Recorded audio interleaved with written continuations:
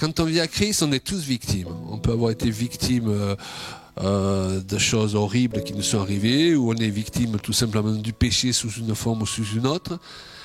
Et pendant un moment, Dieu reconnaît notre état de victime. Et quand les gens viennent au Seigneur, il faut qu'on reconnaisse leur état de victime. Il ne faut pas qu'on leur dise « Allez, c'est lavé dans le sang de Jésus, c'est pas important, tu as été violé, c'est pas grave. » Si, c'est grave, c'est très grave. Alléluia. Maintenant, le temps passant, on fait un travail sur soi avec l'aide du Saint-Esprit. Après, il ne faut pas qu'on garde le statut de victime. Parce que le diable, il recherche des victimes. Et une victime attire toujours un oppresseur. À l'école, les enfants qui sont méchants, ils vont vers qui? Ils vont vers ceux qui démarrent au quart de tour, qui s'énervent, qui perdent les pédales, etc. Et c'est vicieux, c'est méchant. C'est de la même façon que le diable agit au sein de l'Église. Il cherche des gens qui ont gardé le statut de victime. Amen.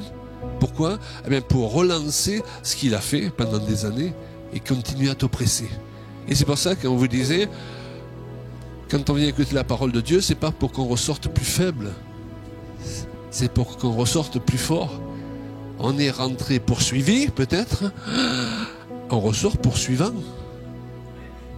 Et quand vous voulez qu'on prie pour vous, qu'on vous bénisse, vous avez besoin d'une délivrance, il ne faut pas que vous soyez dans un statut de victime. Sinon, notre prière, ça va servir à rien du tout. Il faut que vous soyez le conquérant qui saisit sa victoire.